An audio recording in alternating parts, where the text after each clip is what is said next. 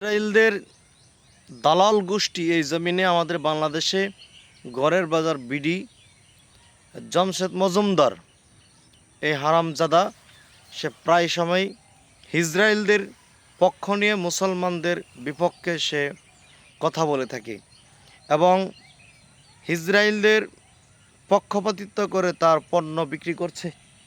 আমরা বলি এই জামশেদ মজুমদারকে যেখানে পাবেন এই জুতা পিটা করতে হবে। জামশেদ মজুমদারকে জুতা পিটা করে তার পণ্য বয়কট করতে হবে, তার পণ্য সকল প্রকার পণ্য বয়কট করতে হবে। জামশেদ মজুমদারের কোনো পণ্য যেন বাংলাদেশে না চলে। ঘরের বাজার বিডিকে আপনারা বয়কট করুন। তারা মুসলমানদের পক্ষের শক্তি নয়, তারা ইহুদিদের পক্ষের শক্তি। তারা মুসলমানদের কেউ নয়, তারা মুসলমানদের চরম দুশ্মন। এই জন্য জামশেদ মজুমদার ঘরের বাজার বিডিকে আমি জুতা নিক্ষেপ করলাম, বয়কট করলাম।